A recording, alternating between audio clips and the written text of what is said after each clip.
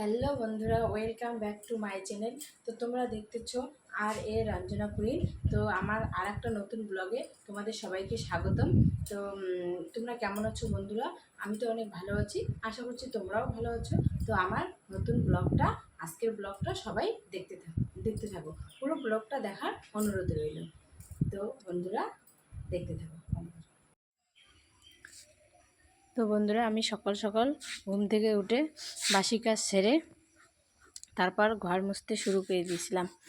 আর আজকের ব্লগটা কী নিয়ে বলো তো?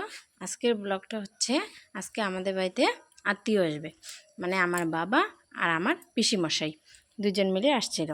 তো আমাদের রাজবংশী বাড়িতে কিন্তু, মানে রাজবংশী বলো, মানে হ্যাঁ আরও অন্য অন্যদেরও হয়, মানে সারা বছর তো আত্মীয় স্বজন আসে যায়, খাওয়া দাওয়া হয়, কিন্তু বছরের ভাদ্র মাসটা যে আছে, এই মাসে কিন্তু সবাই সবাইকে আমন্ত্রণ করে, মানে বাড়িতে খাওয়া দাওয়া করায়।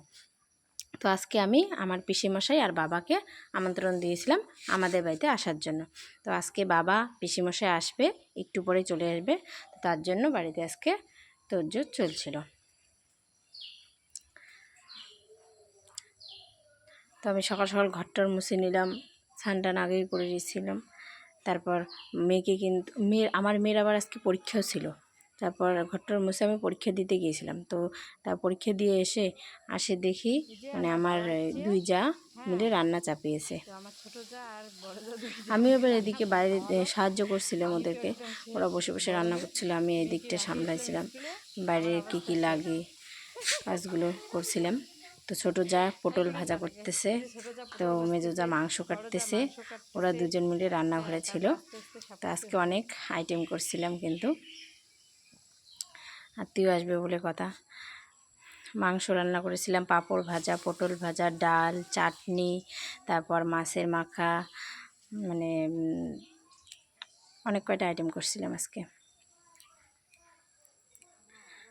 তো ছোটো যার বাচ্চা কান্না করতেছিল, পরে ও চলে গেল। মেজো যা পরে পাঁপড়টা ভেজে নিল, বাকি মাংস রান্না টান্না মেজো যাই করলো।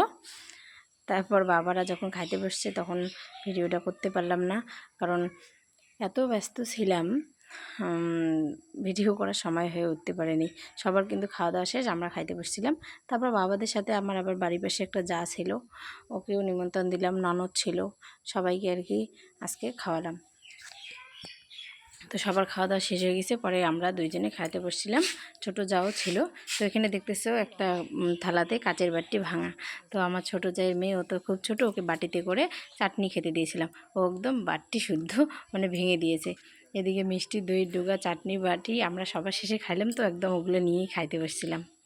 তারপর খাওয়া দাওয়া শেষ হয়ে গেল।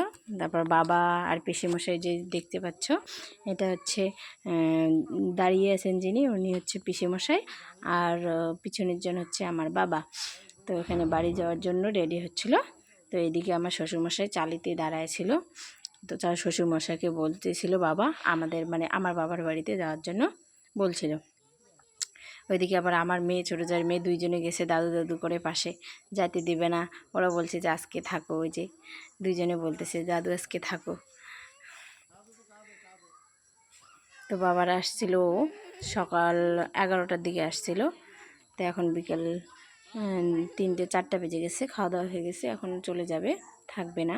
তো সাইকেলে করেই আসছে, আমাদের বাড়ি বেশি দূরে না, বেশি দূরেও না বেশি কাছেও না, মানে অল্প ডিফারেন্স আছে। তো চলে যাবে, বাবারা থাকবে না। তারপর এই যে আমাদের বাড়ির এটা সামনের দিকটা, এদিকে বাবারা চলে যাচ্ছে। এই যে আমার শ্বশুরমশাই বাবাদেরকে একটু এগিয়ে দিল।